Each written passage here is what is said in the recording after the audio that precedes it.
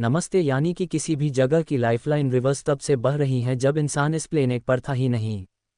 इन बहती हुई रिवर्स ने कई सिविलाइजेशंस को अपने पालने में पाला है और तटस्थ भाव से बहते हुए इतिहास को बदलते देखा है।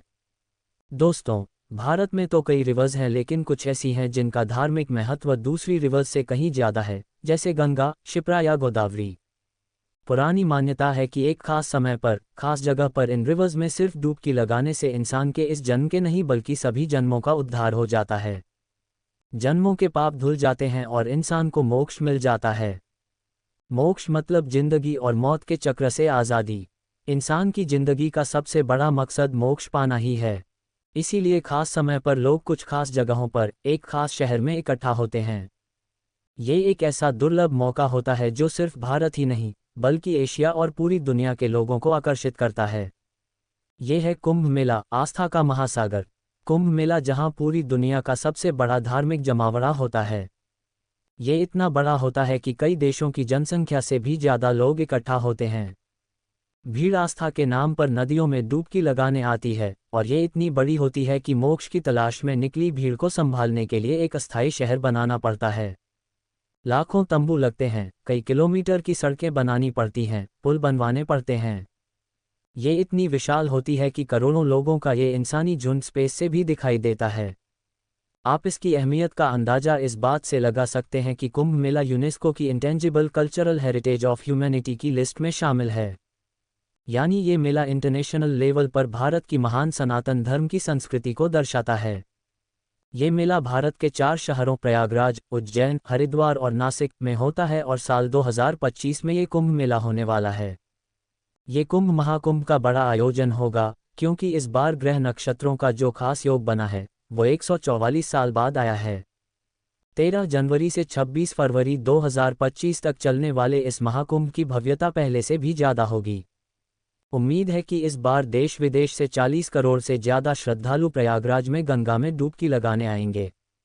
बस महाकुंभ का अनुमानित बजट 5,000 करोड़ है। करोड़ों की संख्या में लोग हैं, लेकिन क्या आपके मन में कभी ये सवाल आया है कि कुंभ, अर्ध कुंभ और महाकुंभ में क्या फ़र्क है? ये कैसे तय होता है कि कब कुंभ होगा और कब अर्ध कुंभ? अनादिकाल से चले आ रहे इस कुंभ मेले में ऐसा क्या खास है कि बिना किसी निमंत्रण के लाखों लोग एक जगह इकट्ठा हो जाते हैं? बड़े बड़े सिद्ध नागा साधु, जो इस दुनिया की सारी मोह माया से दूर हो चुके हैं, वो हजारों किलोमीटर की दूरी तय करके सिर्फ एक डुबकी लगाने के लिए यहाँ आते हैं। इसके पीछे का इतिहास क्या है? और ये कुंभ महज 30 से 45 दिन का ही क्यों होता है?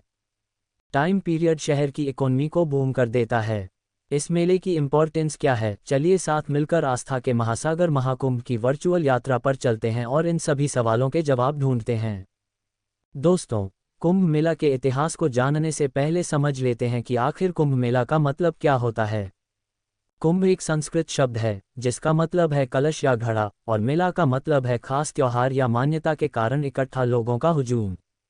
देखिए, इतिहास में कुंभ मेले की शुरुआत कब से हुई या किसने की, इसकी सही या प्रामाणिक जानकारी हमें किसी भी एंस टेक्स्ट में नहीं मिलती। हालांकि इतिहासकार एस.बी. राय के अनुसार 10,000 BC में होली रिवर बाथ के एविडेंस मिले हैं। इसके अलावा 600 BC के बौद्ध स्क्रिप्चर में भी नदी मेलों का पता चलता है। वहीं राय मानते हैं कि मेले का जो प्रेजेंट फॉर्मेट है वह 300 AD के आसपास से बनना शुरू हो गया था। इतना ही नहीं, 600 AD में चाइना से आया ट्रैवलर फन सांग ने प्रयागराज में सम्राट हर्ष द्वारा आयोजित कुंभ में डुबकी लगाई थी। चलिए अब समझते हैं कि कुंभ के पीछे की कहानी क्या है। हिंदू पौराणिक ग्रंथों के अनुसार ऐसा माना जाता है कि कुंभ की कहानी समुद्र मंथन से जुड़ी। समुद्र मंथन से पहले महर्षि दुर्वासा के बारे में जानना जरूरी है। मान्यता के अनुसार महर्षि दुर्वासा भगवान शिव के बेटे माने जाते हैं। कहा जाता है कि उनका जन्म भगवान शिव के गुस्से से हुआ था और इसी वजह से उनका स्वभाव बहुत क्रोधित रहता था।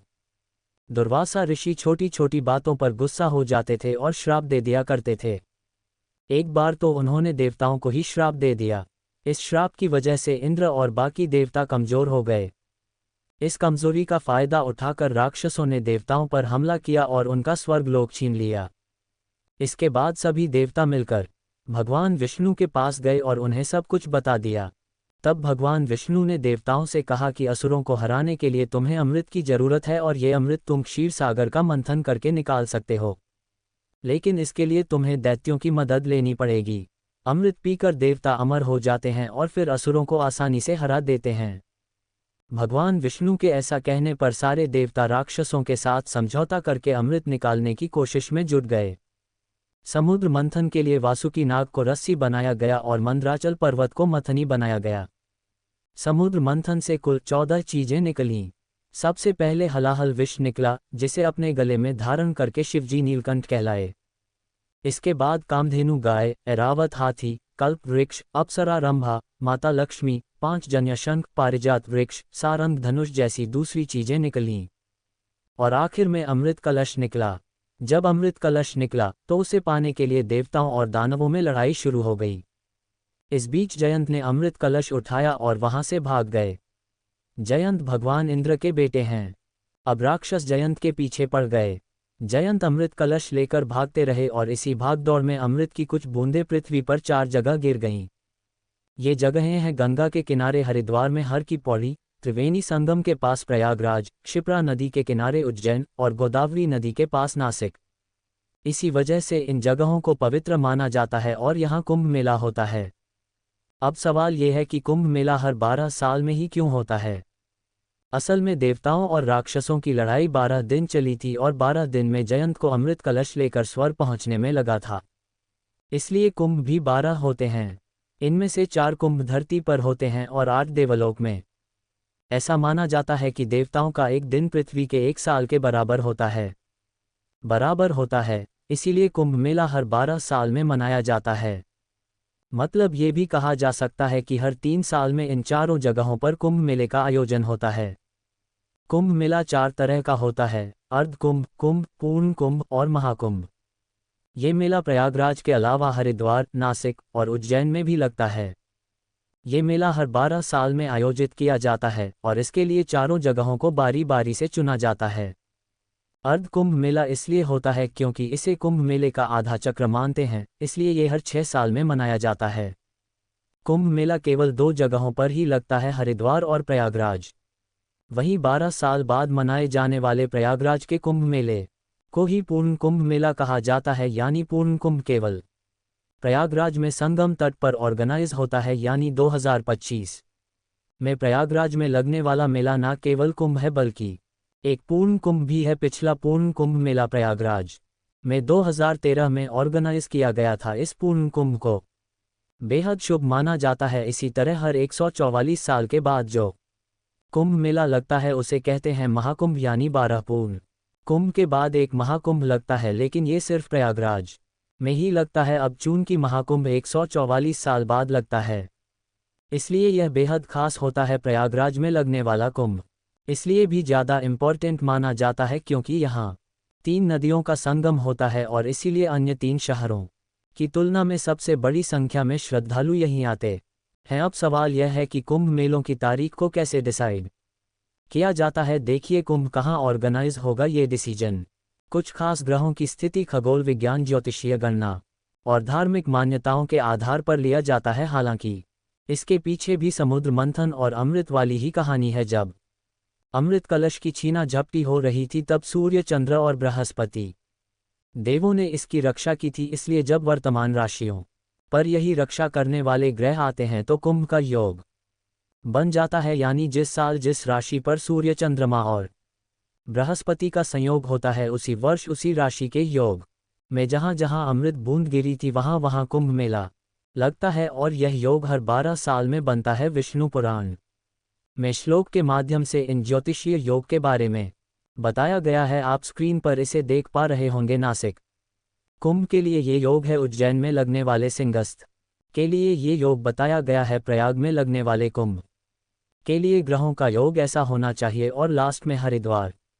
के लिए ये होना चाहिए। इन श्लोक का हिंदी अनुवाद करें तो जब सूर्य सिंह राशि और बृहस्पति सिंह या कर्क राशि में होता है तो कुंभ मेला नासिक में लगता है। वहीं जब मेष राशि में सूर्य का प्रवेश और सिंह राशि में बृहस्पति का प्रवेश होता है तब अवंतिका यानी उज्जैन में कुंभ का आयोजन किया जाएगा। इसके अलावा जब सूर्य और चंद्रमा मकर राशि में होते हैं और बृहस्पति वृषभ राशि में होता है तब कुंभ मेला प्रयागराज में आयोजित होता है। वहीं जब सूर्य मेष राशि और बृहस्पति कुंभ राशि में होता है तो कुंभ मेला हरिद्वार में आयोजित होता है। हालांकि पौराणिक कहानी के अलावा ज्योतिषीय आस्था भी है, वो यह है कि ग्रहों का ऐसा योग नदी के पानी को औषधि के जैसा बना देता है और इस समय इन नदियों में नहाने से शरीर के साथ साथ अंतरात्मा भी शुद्ध हो जाती है। इसके अलावा कुंभ का आध्यात्मिक महत्व भी है। माना जाता है कि कुंभ के टाइम पीरियड में खास ग्रहों की स्थिति एकाग्रता और ध्यान साधना के लिए सबसे अच्छा समय हो सकता है। दोस्तों, कुंभ मेला की शुरुआत एक शाही स्नान से होती है। इसमें विभिन्न संप्रदायों और 13 अखाड़ों के स्पिरिचुअल लीडर्स यानी नागा साधु सिद्धि प्राप्त गुरु नदी में नहाकर मेले की शुरुआत करते हैं, जिसे शाही स्थान कहा जाता है। इन स्पिरिचुअल लीडर्स के नहाने के बाद ही दूसरे भक्त नदी में पवित्र डुबकी लगाते हैं। दोस्तों, अब आइए जानते हैं भारतीय संस्कृति में कुंभ मेले का महत्व क्या है। महाकुंभ मेला आस्था, संस्कृति और प्राचीन परंपरा को एक साथ जोड़ने वाली एक अद्भुत घटना है। इसको सिर्फ धर्म के चश्मे से नहीं देखा जाना चाहिए। कुंभ में सिर्फ भारत के ही नहीं बल्कि विदेशों से भी लाखों लोग डुबकी लगाने आते हैं। कुंभ में भेदभाव नहीं होता, चाहे कोई भी व्यक्ति हो, किसी भी जाति का हो, धर्म का हो या किसी भी वर्ग से हो। इस मेले में एक ही मकसद से आता है और वह है मोक्ष। कुंभ भारत की संस्कृति, भारत के धर्मनिरपेक्ष कॉन्सेप्ट को एक्सप्लेन करता है। ये बताता है कि कैसे यहाँ आने वाला हर व्यक्ति सिर्फ एक श्रद्धालु है और कुछ नहीं। हालांकि कुंभ मेला नदी में सिर्फ डुबकी लगाने तक सीमित नहीं है। यहाँ धार्मिक चर्चाएं होती हैं, साथ में लोग भक्ति करते हैं, साथ में खाना खाते हैं। यहाँ आस्था और ज्ञान का आदान प्रदान भी होता है। यहाँ साधु और सन्यासी दुनिया को अपनी अपनी परंपराएं दिखाते हैं। कुंभ सही मायनों में दिखाता है कि भारत प्राउडली मल्टी रिलीजियस और मल्टीकल्चरल देश है। यही बात इसे इंटरनेशनल लेवल पर खास बनाती है। इसी वजह से कुंभ मेले को इंडिया का कल्चरल एम्बेसडर भी कहा जाता है और यह भारत की कल्चरल डिप्लोमेसी का भी एक हिस्सा बन गया है। कुंभ में लाखों की संख्या में विदेशी श्रद्धालु आते हैं। ये बहुत करीब से भारतीय संस्कृति, धर्म और परंपराओं को देखते हैं, महसूस करते हैं। इसलिए कहा जाता है कि कुंभ भारत को एक सॉफ्ट पावर के रूप में एस्टेब्लिश करता है। कुंभ देश को इंटरनेशनल लेवल पर एक कल्चरल और रिलीजियस सुपर पावर बनाता है। चलिए अब जानते हैं कि इस बार महाकुंभ में क्या खास है और कैसे यह उत्तर प्रदेश की इकोनॉमी को बूस्ट दे सकता है। दोस्तों, प्रयागराज में 13 जनवरी 2025 से शुरू होने वाले महाकुंभ मेले की इम्पोर्टेंस केवल कल्चरल और रिलीजियस बाउंड्रीज तक ही सीमित नहीं है, बल्कि ये कुंभ इकोनॉमी के लिहाज से भी बहुत खास है। यह महाकुंभ उत्तर प्रदेश सरकार के लिए रिलीजियस टूरिज्म को बूस्ट करने की एक गोल्डन अपॉर्चुनिटी है, क्योंकि एस्टीमेट लगाया गया है कि इस बार करीब 40 से 45 करोड़ तीर्थयात्री यहाँ आ सकते हैं। इसलिए इस बार कुंभ के लिए लगभग 4000 हेक्टेयर में टेम्पररी शहर बनाया जा रहा है। यहाँ तक कि इसको टेम्पररी डिस्ट्रिक्ट का दर्जा दिया गया है। आपको जानकर हैरानी हो सकती है कि साल 288 खर्च किए गए थे, जो आज के हिसाब से करीब रुपये करोड़ 65 लाख होते हैं। इससे 9840 का रेवेन्यू कलेक्ट हुआ था, जिसमें 22,961 का नेट प्रॉफिट हुआ था। वहीं 894 के कुंभ में भारत की जनसंख्या बढ़कर 23 करोड़ हो गई थी और लगभग 10 लाख श्रद्धालुओं ने कुंभ में डुबकी लगाई थी। इस आयोजन पर 9,427 यानी आज के हिसाब से लगभग 10 करोड़ 50 लाख खर्च हुए थे। अब बात करते हैं पिछले कुंभ के बारे में। 2013 में कुंभ के लिए 1214 करोड़ का बजट दिया गया था। हालांकि मेले पर कुल खर्च 1017 करोड़ ही हुआ था। 2025 के महाकुंभ का बजट 2013 से 443 करोड़ ज़्यादा है, यानी इस बार महाकुंभ का बजट 5060 करोड़ है, जिसमें से केंद्र सरकार ने 00 करोड़ रुपए दिए हैं। 2013 में हुए महाकुंभ से कुल 000 करोड़ रुपए का रेवेन्यू कलेक्ट हुआ था और इस बार महाकुंभ से करीब 2000 करोड़ रुपए का रेवेन्यू कलेक्ट होने की उम्मीद है। अब आप समझ गए होंगे कि महाकुंभ सिर्फ एक रिलीजियस गैदरिंग भर नहीं है, बल्कि इकोनॉमी बूस्टर भी है। इस बार के कुंभ मेले के स्केल को समझिए। 20,133 में कुंभ मेला के लिए 16 स्क्वायर किलोमीटर एरिया अवेलेबल करवाया गया था। इस बार एरिया को 2400 हेक्टेयर बढ़ा दिया गया है, यानी पिछली बार से करीब 2.5 गुना ज़्यादा।